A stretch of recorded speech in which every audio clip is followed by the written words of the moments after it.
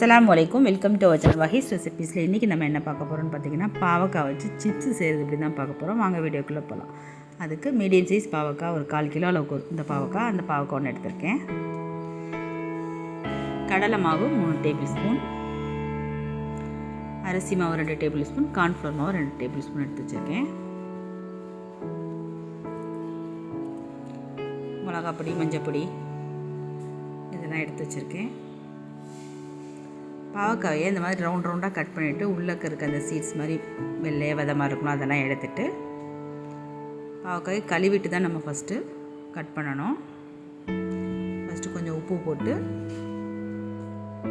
1 table spoon அளவுக்கு இஞ்சி பூண்டு paste, 1/2 spoon garam masala, 1/4 spoon மஞ்சள்தூள், 1 ஸ்பூன் காஷ்மீர் மிளகாத்தூள்,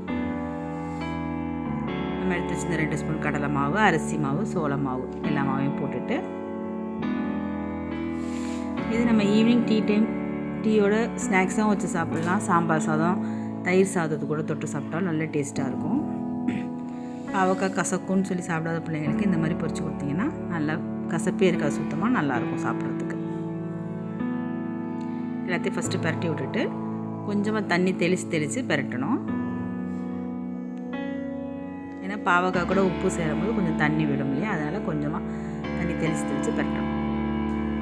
நல்லா எல்லா பாவக்காயிலையும் அந்த நம்ம போட்ட மாவு மசாலா எல்லாம் ஒட்டி பிடிச்ச அளவுக்கு பிசைஞ்சு ஒரு 1/2 மணி நேரம் அப்படியே ஊற வச்சுருங்க. இப்போ எண்ணெயை காய வச்சுட்டு ஒன்று எடுத்து போட்டு பொரிச்சு எடுத்தோம்னா நல்லா கிறிஸ்பாக பொரிச்சு எடுக்கணும். அப்போ தான் நமக்கு ஒரு வாரம் டப்பாவில் போட்டு வச்சா கூட நல்லா முறுமுறுப்பு தன்மை மாறாமல் அப்படியே இருக்கும். இதே மாதிரி நீங்களும் செஞ்சு பார்த்து எப்படி இருக்குன்னு எனக்கு கமெண்ட்டில் சொல்லுங்கள். லைக் பண்ணுங்கள், ஷேர் பண்ணுங்கள், கமெண்ட் பண்ணுங்கள். மறந்துடாமல் வஹீஸ் ரெசிபீஸை சப்ஸ்கிரைப் பண்ணிக்கோங்க. இந்த வீடியோ உங்களுக்கு பிடிச்சிருந்ததுன்னா உங்கள் ஃப்ரெண்ட்ஸ் அண்ட் ரிலேட்டிவ் கூட ஷேர் பண்ணிக்கோங்க. அஸ்ஸலாமு அலைக்கும்.